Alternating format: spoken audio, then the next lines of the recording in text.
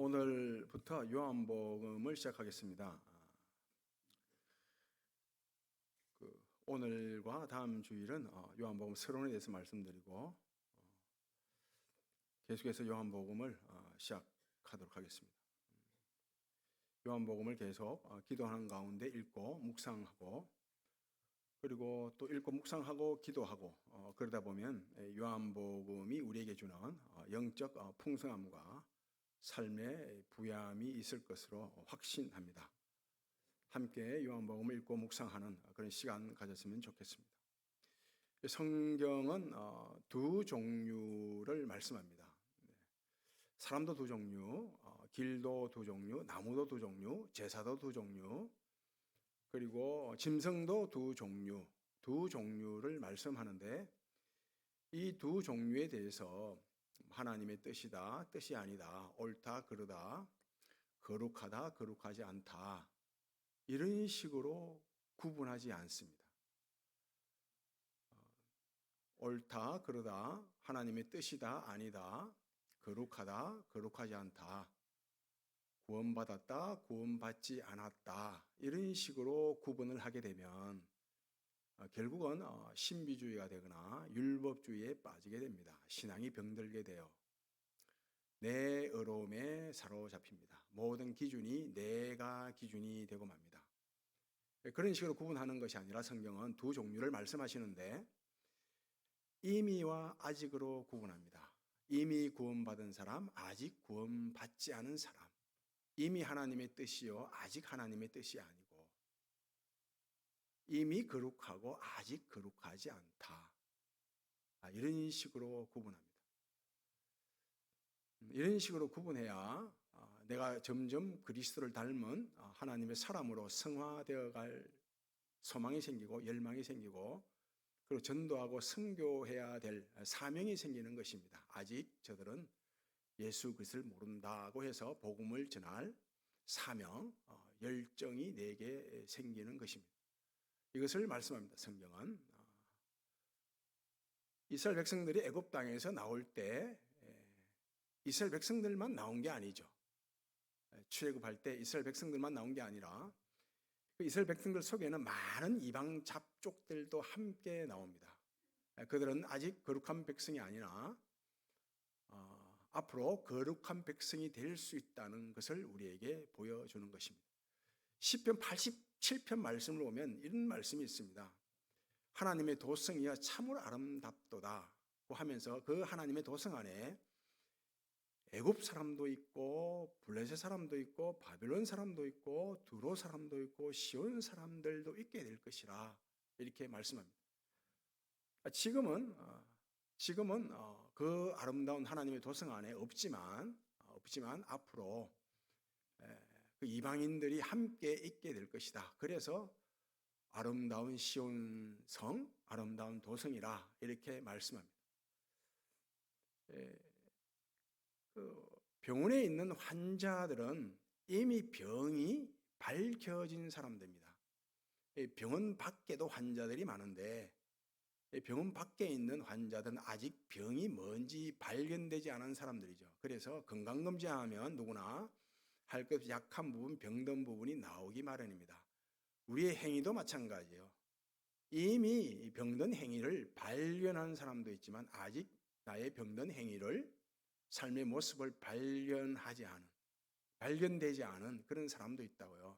또 내 삶에 이미 병든 행위가 발견되고 알고 있는 사람도 있지만 아직 내 삶의 내 모습에 병든 행위가 나타나지 않은 그런 경우도 많이 있습니다.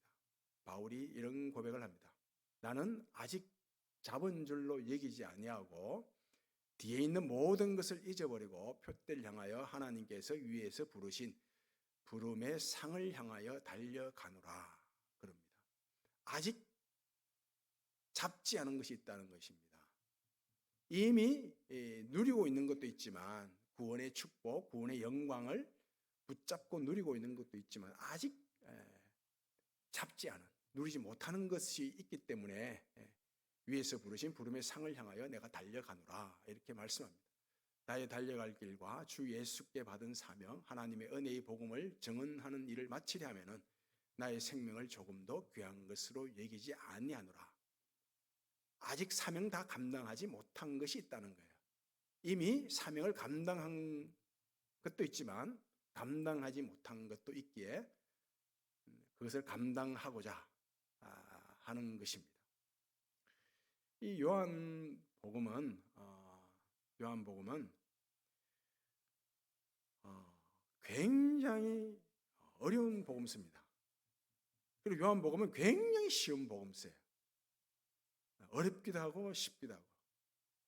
요한복음은 어떤 신학자도 수도사도 다 알 수 없을 정도로 그 깊이가 심오합니다. 어렵습니다.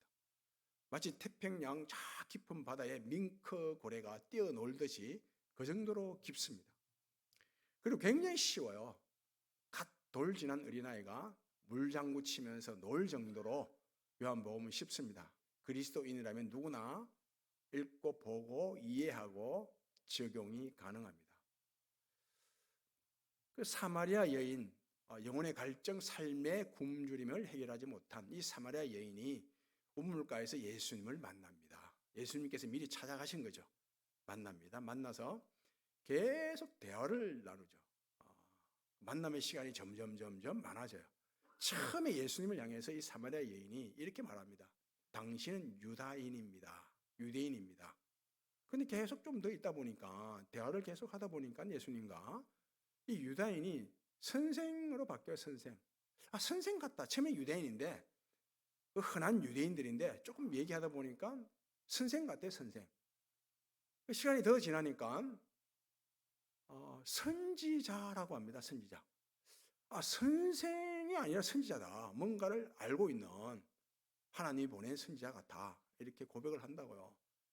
좀 더 있으니까 계속 이야기를 주고받다 보니까 이제는 이 사마리아 여인이 어떻게 고백하는가 하면 메시아입니다.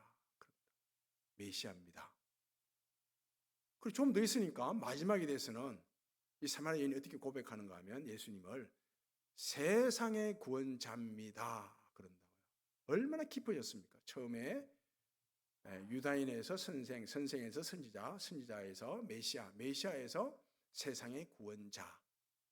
깊어졌습니다. 요한복음을 계속해서 읽고 묵상하고 한 번으로 끝내지 마시고 계속 읽고 묵상하고 기도하시고 또 기도하면서 읽고 묵상하고 그러다 보면 굉장히 영혼이 맑아집니다. 세상을 보고 영혼을 보고 내 삶을 들여다보는데 굉장히 맑아져요, 영혼이. 그래서 마치 독수리 눈 같은 그런 눈을, 영적 눈을 가지게 된답니다. 그런 말이 있습니다. 그 요한복음을 독수리 복음서라 이렇게 일컬어지기도 합니다. 요한복음을 통해서 많은 영적 통찰력과 예리한 판단력, 분별력을 가지게 된 사례들이 굉장히 많습니다. 이 독수리는 눈이 굉장히 밝습니다. 정확합니다. 그리고 여기서 지금 풍산까지가 한 10km 되는데 10km에 있는 먹잇감도 발견합니다. 굉장하죠. 그리고 200m 위에서 콩알 동전 이런 것들을 다 분별하고 발견할 정도로 눈이 밝습니다. 굉장히 밝아요. 이 태양을 딱 정면으로 보고 날 수 있는 새는 독수리밖에 없습니다. 요한복음을 계속 보게 되면 묵상하게 되면 기도하면서 이런 독수리의 눈 같은 예리한 영적 눈을 가지게 된다. 그런 뜻입니다.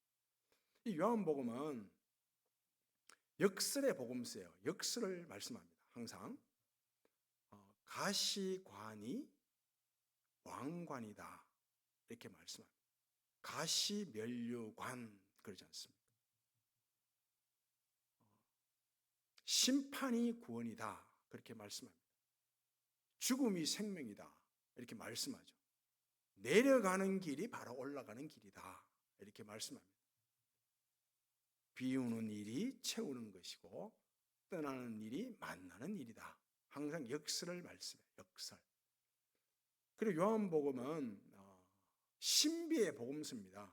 신성, 예수님께서 인성과 신성을 함께 가지고 계셨는데 예수님의 신성을 굉장히 강조해요. 다른 복음서 마태나 마가나 누가의 시작, 그 예수님의 시작은 다 베들레헴이죠. 갈릴리 마을입니다. 그런데 요한복음의 시작은 베들레헴이 아닙니다. 갈릴리가 아닙니다. 어디입니까? 태초입니다. 태초. 태초로부터 시작한다고요. 아버지 품으로부터 시작해요. 그래서 요한복음을 보면 아버지와 나는 하나다. 아버지께서 심판을 내게 다 맡기셨다. 아버지께서 너희를 내게로 주시지 않으면, 이끌지 않으면 내게로 아무나 못 온다. 아버지께서 주신 사람이 나를 믿을 수 있다. 내가 아버지 안에, 아버지가 내 안에 거한다. 아버지와 나는 하나다. 하나님 아버지를 공경하는 자는 반드시 아들 나를 공경한다. 이렇게 말씀합니다. 아버지와 내가 하나다. 이게 얼마나 신비롭습니까? 신성, 예수님의 신성을 굉장히 강조합니다. 이 요한복음은 영적인 복음서라고 말합니다. 영적인 복음서. 이 성경에서 요한복음에서는 인간의 한계를 육에 속했다고 합니다. 인간의 본성, 인간의 실체, 인간의 현 주소를 육에 속했다. 우리가 살아가는데 내가 바꿀 수 없는 그런 인연들이 있고 운명이 있고 사회 구조가 있고 시스템이 있습니다. 내가 어찌할 수 없죠. 부모를 내가 바꿀 수 있습니까? 자식을 내가 바꿀 수 있나요? 바꿀 수 없죠. 내 인연, 내 운명 바꿀 수 없습니다. 내 본성도 내가 바꿀 수 없어요. 이것은 육에 속해 있다고 표현합니다. 어둠 속에 있다, 육에 속해 있다. 그 인간은 육에 속해 있기 때문에 하나님이 하시는 일, 영적인 일을 잘 모른다는 거예요.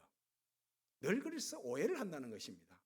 하나님께서 예수 그리스도를 통하여 하시는 이 영적 일을 사람은 육에 속해 있기 때문에 오해를 한다는 거예요.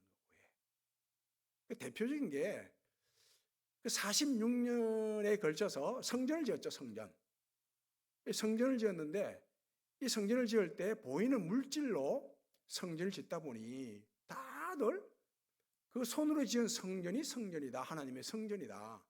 이렇게 생각하고 있었다고요. 그 예수님께서 하신 말씀이 뭡니까? 너희가 오해하고 있다는 거예요. 육에 속해 있다 보니 보이는 성전을 성전으로 여긴다. 그 말씀하면서 내가 십자가에서 죽고 부활하는 내 몸이 성전이다. 성천하사 성령을 보내주시는데 그 성령이 친히 거하는 사람이 성전이다. 이렇게 말씀해요. 그리고 당시 사람들이 또 오해를 했는데 육에 속해 있어서 오해를 했다고요. 예수님께서 늘 돌을 가지고 떡을 만들어주면 계속해서 떡을 만들어주면 그 만들어준 떡을 먹고 육체 영생할 수 있겠다고 했어요. 마치 신천지처럼 육체 영생할 수 있다. 매일 먹을 걸 주면 살게 되면 이 땅에서 유토피아 낙원을 이루어갈 수 있다. 과학 기술이 발달하고 문명이 발달하고 예술을 발달시키고 그래 하다 보면 이 땅에 마치 뭐 경제 대국을 이루고 국방을 키워서 부강해지며 마치 이 땅에 유토피아 지상 낙원이 이루어질 것으로 착각을 하잖아요. 이게 그래서 이건 왜 착각하고 오해하냐 하면 육에 속해 있기 때문에요. 예수님께서 말씀하기를 내가 생명의 떡이다. 나를 먹어야 영생을 누린다. 이 땅에서 영생을 누리고 저 천국에서 영생을 누린다. 라고 말씀하셨어요. 소중한 사람, 가장 소중한 사람이 죽으면 한탄하고 슬퍼하잖아요. 육에 속해 있기 때문이래요. 그럼 가장 소중한 것, 내가 가치 있게 여기는 것을 잃어버리면 마음이 아프고 슬프고 괴롭습니다. 왜냐 하면 육에 속해 있기 때문에요. 예수님께서 말씀하기를 가장 소중한 사람을 잃어버렸느냐, 가장 소중한 사랑하는 사람이 죽었느냐, 죽은 게 아니래요. 예수님은 영에 속해 있으면 이게 죽은 게 아닌 게 알게 된다는 거예요. 죽은 게 아니다. 잠시 잔다. 자는 사람 깨우면 일어나겠죠. 언젠가는 다시 일어난다. 부활한다. 그리고 가장 소중한 것을 잃어버렸느냐? 한탄하지 마라. 슬퍼하지 마라. 너희들이 육에 속해 있기 때문에 슬퍼하고 한탄한다는 거예요. 마음 아파한다는 것입니다. 내 안에서 잃어버리면 100배를 얻을 수 있다. 그 말씀합니다. 여인이 300데나리온이나 되는 향유를 예수님의 발에 붓죠. 발을 씻깁니다. 이 모습을 본 제자들이 이 흡이거든요. 저 300데나리온이라는 것은 뭐 1년치 연봉쯤 되는데 그것을 가난한 자들에게 주면, 팔아서 주면 얼마나 좋냐, 이렇게 오해를 합니다. 그건 바로 육에 속해 있기 때문이에요. 육에. 그 예수님께서 말씀하거든요. 너희가 육에 속해 있어서 돈에 대한 욕심 때문에 그런 말 한다. 이 여인은 나의 장례를 준비했다는 거예요. 장례. 내가 십자가에서 죽고 부활하는, 십자가에 죽는 내 장례를 준비했다. 그럼 장례식장에서 가난한 사람을 도와야 되겠다 생각하는 분은 없죠. 장례가 우선이잖아요. 그래서 이 여인의 믿음을 기념하도록 하라. 가난한 자들은 너희들과 항상 함께 있으니 너희들이 도우면 된다. 먼저는 내가 십자가에 죽는 내 장례가 먼저다. 이걸 가르쳐 주셨습니다. 이 부활하신 예수님께서 도마에게 나타났는데 도마가 믿질 않습니다. 나는 십자가에 못 박히신 그 못자국을 직접 만져보고 또 봐야 믿겠다고 하거든요. 이게 오해인 거예요. 육에 속했기 때문에 만져보고 봐야 믿겠다. 고집을 피우는 것입니다. 예수님께서 말씀하기를 너는 보는 거로 믿고자 하느냐? 보지 못하고 믿는 자가, 직접 만져보지 않고 보지 않아도 믿는 자가 복이 있다. 이렇게 말씀합니다. 이 요한복음은 늘 영에 속해 있으라고 말합니다. 하늘에 속한 사람이 되라. 육에 속한 사람이 되지 말고 하늘에 속한 사람, 영에 속한 사람이 되라라고 말씀하세요. 그 예수님께서 자신을 말씀하기를 나는 세상의 떡이다. 생명의 떡이다. 생명의 떡이라고 말씀하셨어요. 이 떡을 먹는 자는 영생을 얻게 된다고 말씀하셨습니다. 그리고 나는 세상의 빛이라. 나를 따르는 자는 어두움에 다니지 아니한다 라고 말씀하셨죠. 계속 영적인 사람이 되라고 내가 누구다 이렇게 말씀하시는 것입니다. 나는 양의 문이다. 나로 말미암아 들어가고 나가면 꼴을 얻게 된다라고 말씀하셨습니다. 나는 선한 목자라. 내 양들은 내 음성을 듣는다라고 말씀합니다. 양들은 목자의 음성을 듣습니다. 자기 목자의 음성을 듣는 거예요. 양들은, 자기 양들은. 우리가 애들이 놀이터에서 막 놀고 있어요. 놀고 있는데 뭐 집에 들어올 때가 되고 밥 먹을 때가 돼서 엄마가 가서 애 이름을 부르죠. 누구야? 부르면 그 엄마의 목소리를 듣고 자녀는 돌아봅니다. 이와 같은 거. 계속해서 엄마의 목소리를 들었기 때문에 아는 거예요. 이처럼 너희와 내 말을 듣게 될 것이라. 내가 누군지 알게 될 것이라. 이렇게 말씀하셨습니다. 예수님께서 나는 또 부활이요 생명이라. 누구든지 나를 믿는 자는 죽어도 살고 무릇 살아서 나를 믿는 자는 영원히 멸망하지 않는다라고 말씀하셨습니다. 내가 길이요 진리요 생명이라고 하셨어요. 나를 따르지 않고서는 아버지께로, 나를 통하지 않고서는 아버지께로 갈 자가 없다라고 말씀하셨어요. 그리고 나는 선한 목자는 했죠. 나는 포도나무라고 말씀하셨어요. 나는 포도나무요 너희는 가지라. 가지가 포도나무에 붙어 있으면 때가 되면 열매를 맺습니다. 예수님께 붙어 있는 게 굉장히 중요해요. 뭐 지금 당장 눈에 보이는 열매가 없다 하더라도 붙어 있으면 때가 되면 열매를 맺습니다. 가지가 스스로 열매를 맺을 수 없거든요. 뿌리에서 영양분을 다 받아서 줄기를 통해서 가지의 열매가 맺히는 것입니다. 붙어 있는 게 굉장히 중요해요. 붙어만 있으면 때가 되면 열매를 맺습니다. 열매를 맺게 돼요. 이 말씀들이 다 그거예요. 영에 속한 사람이 되라. 하늘에 속한 사람이 되라. 이런 뜻입니다. 요한복음은 또 위험한 복음서입니다. 굉장히 위험해요. 어떤 의미에서 위험하는가 하면 이 요한복음 안에는 이 구원의 영광과 축복과 자유와 엄청난 복들이 있는데 이걸 내 것으로 누려야 되는데 누리지 않으면 그게 다 꽝이 돼버린다는 거예요. 마치 이와 같습니다. 이와. 지금 예를 드는 겁니다. 이런 경우는 없는데 예를 드는 것입니다. 어떤 사람이 로또를 샀어요. 로또를 샀는데 로또를 사서 주머니에 넣고 저 영덕에 대게 먹으러 간 거예요. 대게. 강구 가서 대게를 시켜놓고 기다리는데 로또 당첨 그 중계방송을 하는 거예요. 그걸 딱 끄집어 들고 보는 거예요.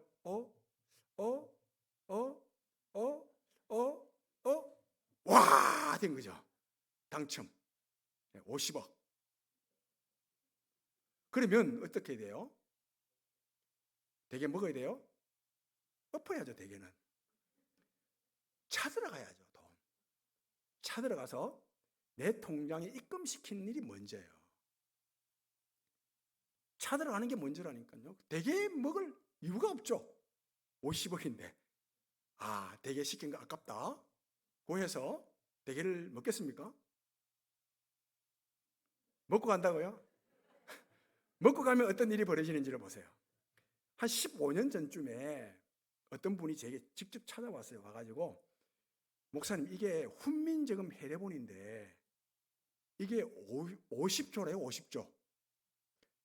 남대문이 국보위로인데 이 훈민저금 해례본이 만약에 이 진짜면 국보위로가 바뀐대요. 그 정도로 해례본이 가치가 있는 것입니다. 우리나라 최고로 가치 있는 거예요. 그 두 개가 진본이 있었는데 하나는 간송박물관에 있고 하나는 상주에 지금 숨어 있죠 지금. 그죠? 네, 숨어 있어요. 숨어 있는데 이분이 찾아와가지고 훈민저금 해례본이라고 이거 목사님 보관해 달라고. 이게 보관이 되겠어요 제가? 그날 잠 자겠어요 제가? 잠 못 자요 그날. 그래서 아니다. 가지고 가라. 가서 뭐 팔든지 문화재청에 이렇게 규정을 내서 보상금을 받든지 그렇게 하시라고. 그 찾는 게 먼저잖아요. 가서 팔든지. 이게 먼저예요. 이 보관하면 제가 보관이 안 되거든요. 이게. 잠을 못 자요. 알고 봤더니 그게 진품이 아니고 모조품이었어요. 로또 당첨된 거 딱 들고 바로 차 들어가서 내 것으로 삼아야 되는데 내 통장에 일단 넣고 난 다음에 그 다음에 대게를 먹든지 뭐 해외여행을 가든지 해야죠. 그런데 기분 좋아가지고 로또 당첨된 용지를 들고 방파제 바람 쐬러 간 거야. 기분 좋아하고 인생 막 폈다. 근데 갈매기 와서 그걸 물고 가버렸네요. 어쩌겠어요. 갈매기에 따라 날아갈래요? 이후에 일어난 일 뻔하겠죠. 평생 후회하는 것입니다. 집에 와서 땅을 치고 미친 거 차라리 당첨 안 된 게 낫죠. 이거 후회스러워서 못 살아갑니다. 억울해요. 분해요. 원통해요. 요한복음이 바로 이런 것입니다. 영적 로또예요. 이 요한복음 안에 이 구원의 영광과 특권과 축복과 자유와 힘이 무지무궁한데 그럼 내 것으로 누려야죠.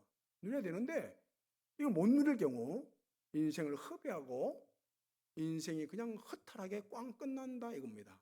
얼마나 안타까워요. 그래서 내 것으로 만나고 누리고 믿는 게 필요하다. 굉장히 중요하다. 이런 말씀입니다. 내가 그리스도인입니다. 내가 그리스도의 제자입니다. 이 나의 정체성을 밝히는데 굉장히 위험한 시기가 있었어요. 내가 그리스도인입니다. 내가 그리스도의 제자입니다. 이걸 밝혔는데 아무런 유익도 없고 손해도 없어요. 이럴 경우는 내가 그리스도인입니다. 그리스도의 제자입니다. 밝혀봐야 이게 아무 가치가 없어요. 의미가 없어요. 그렇잖아요. 밝혔는데 유익도 없고 손해도 없어요. 그러면 그리스도인한 사실을 밝히는 일이 별 의미가 없습니다. 그런데 그리스도인입니다. 그리스도의 제자입니다. 이걸 밝히는데 목숨을 내놓아야 할 그런 상황들이 있었죠. 현실들이 있었다고요. 성경에 나오지 않습니까? 사드락과 메삭과 아벳느고 다니엘의 세 친구 금신상에게 절하지 않으면 목숨을 내놓아야 합니다. 그런데 금신상에게 절하지 않습니다. 하나님만 섬기는 그리스도인입니다. 그리스도의 제자입니다. 당당히 밝히죠. 용기를 내서 밝히는 거예요. 그러자 죽어야 되는 것입니다. 풀무불에 들어가죠. 하나님이 분명 풀무불에서 나를 충분히 건져내실 것을 믿지만 설령 하나님이 건져내지 않는다 하더라도 나는 하나님만 섬기겠습니다. 금신상에게 절할 수 없습니다. 당당하게 그리스도인됨을 밝히죠. 나는 그리스도의 제자입니다. 밝힙니다.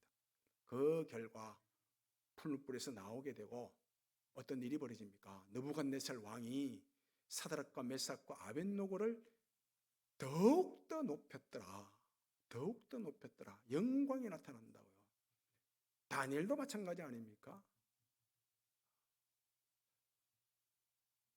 다리오 왕 이외에 그 누구를 섬기는 자는 다 파면한다, 죽인다. 이런 조서가 떨어졌는데 이 다니엘이 예루살렘에 향하여 하나님께 무릎 꿇고 기도를 합니다. 하나님만 섬기죠. 그러자 사자굴에 들어가게 되는 거예요. 사자굴에. 목숨을 내놓아야 할 위험 상황, 그 위기 상황에서 그리스도인입니다. 그리스도의 제자입니다. 이걸 당당하게 용기 내서 밝힙니다. 그러자 사자굴이 무너지죠. 그 결과 어떤 영광스러운 일들이 일어납니까? 다리오 왕이 자기 입으로 하나님만 섬기라.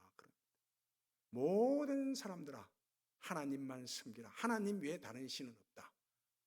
이 다리오가 하나님을 섬긴다고. 아브라함의 하나님이 다니엘이 하나님이 되고 다니엘의 하나님이 다리오의 하나님이 됩니다. 놀라운 영광이 나타난 것입니다. 초대교회 교인들도 마찬가지 아닙니까? 그리스도인이라는 사실을 밝히게 될 때는 목숨을 내놓아야 할 상황입니다.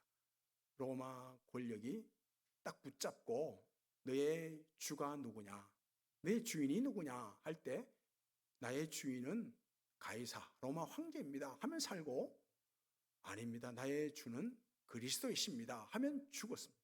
죽어야 했습니다. 그래서 초대교회 교인들 다 그 목숨을 내놓아야 할 상황에서 그리스도인됨을 증명했고 그리스도의 제자임을 밝혔습니다. 다 순교자의 면류관이 된 거예요. 그런 믿음들이 쌓이고 보태져서 결국 그 무시무시한 로마 권력이, 로마 제국이 무너지는 것 아니겠습니까? 그런 영광이 나타났다고요. 일제강점기 때 신사 참배를 하지 않으면 감옥에 갇혀야 할 그런 위험 상황을 만났죠. 신사 참배한 사람들도 있지만 그들은 그렇다 치더라도 참배하지 않은 성도들이 많았어요. 그러니까 어떻게 해요? 감옥에 갇히죠. 감옥에 갇힌 것으로 끝나지 않고 마침 해방되는 것입니다. 영광이 나타난 거죠. 16세기에 종교개혁이 일어날 때 이 종교개혁자들은 목숨을 내놓아야 할 상황입니다. 목숨을 내놓아야 할 위기 상황에서 오직 성경으로, 오직 믿음으로, 오직 은혜로 내가 그리스도인이다 하나님의 자녀다, 그리스도의 제자다라는 자기 정체성을 밝히 드러냈습니다. 그러자 놀라운 일들이 벌어져 영광이 일어나는 거예요. 그 전에는 교인, 사람의 제일 된 목적은 교회를 영화롭게 하고 교회를 즐거워하는 것입니다. 그랬다고요. 그런데 오직 성령으로, 오직 믿음으로, 오직 은혜로 내가 그리스도인입니다, 그리스도의 제자입니다, 이걸 당당하게 위험을 무릅쓰고 목숨을 무릅쓰고 자기의 정체성을 드러낼 때, 밝힐 때 어떤 일이 벌어지는가 하면 사람의 제일 된 목적은 하나님을 영화롭게 하는 것이고 하나님을 평생토록 즐거워하는 것입니다. 바로 우리 장로교회가 탄생한다고요. 얼마나 놀랍습니까?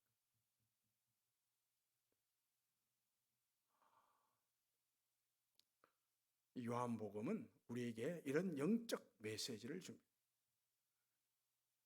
요한복음을 통해서 하나님이 우리에게 이미 확보되어 있는 구원의 영광과 축복과 특권과 자유를 풍성하게 주시기를 바랍니다. 그런 은혜가 있기를 기대합니다.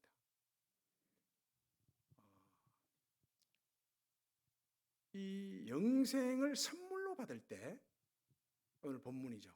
영생을 선물로 받을 때 내가 그리스도인입니다, 그리스도의 제자입니다, 나를 당당하게 밝힐 수 있습니다. 요즘 내가 그리스도인입니다, 그리스도의 제자입니다 밝히기가 굉장히 어려운, 힘든 그런 세상을 살아가는데 영생을 선물로 받을 때만 내가 그리스도인입니다, 그리스도의 제자입니다 당당하게 밝힐 수 있습니다. 어느 때는 이 목사라는 신분이 내가 그리스도인입니다, 그리스도의 제자입니다, 이걸 당당하게 밝히지 못하는 경우가 꽤 있습니다. 나는 목사입니다, 나는 집사입니다, 나는 모태신앙인입니다, 나는 권사입니다, 나는 장로입니다. 밝히기 쉬워요. 그러나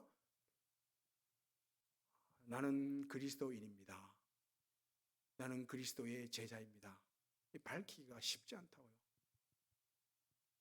영생을 선물로 받을 때만 당당히 밝힐 수 있습니다. 그럼 세상에서도 선물을 주죠. 이 세상에서도 선물을 주는데 이 세상에 주는 선물은 그 안에 뭐가 담겨 있는가 하면 내가 이 선물 줄 테니까 앞으로 좀 잘해라. 이 선물 안에 기대와 격려와 위로와 상과 심판이 있습니다. 이 선물 줄 테니까 앞으로 잘해라는 거예요. 내 기대를 만족시켜라. 이런 의미가 담겨져 있어요. 그 세상에서 선물을 받게 되면 아무리 값없이 주는 선물이라 할지라도 선물을 받게 되면 내 의식 속에는 이런 불안과 두려움이 조금 있어요. 혹시 내가 네 기대에 못 미치면 혹시 이 선물을 빼앗아 가는 건 아닐까? 뺏기는 것은 아닐까? 이런 마음들이 있어요. 그래서 잘해야 된다, 이런 부담도 있고 그렇다고요. 그러나 하나님이 예수 그리스도를 통하여 우리에게 주시는 영생이라는 선물은 결코 그렇지 않습니다. 내가 아무리 못 살아도, 내가 못난 모습을 보이도, 내가 형편이 살아가도 내게 주신 이 영생이라는 선물은 결코 빼앗아가는 법이 없습니다. 뺏기지도 않습니다. 하나님의 사랑의 속성 때문이에요. 우리가 얻은 값없이 받은 선물, 이 영생이라는 이 선물은 그 무엇도 누구도 빼앗아갈 수 없습니다. 이 영생이라는 선물을 통해 요한복음 통해서 영생의 선물을 풍성히 누리시고 또 영생 안에 담긴 우리의 구원의 영광과 특권과 축복이 풍성해지고 더불어 삶이 부유해지는 그런 은혜가 있기를 바랍니다. 아버지 하나님 감사합니다. 이 영생이라는 선물 하나님이 주신 것, 이건 결코 빼앗길 수 없고 빼앗기지도 않습니다. 내 못난 모습에도 불구하고 하나님이 주신 것이기에 결코 빼앗기지 않습니다. 이 영생이라는 선물을 가지고 하나님이 내게 베푸신 구원의 특권, 영광, 축복을, 삶의 축복을 풍성히 누리는 저희들 되게 해 주옵소서. 예수님 이름으로 기도하옵나이다.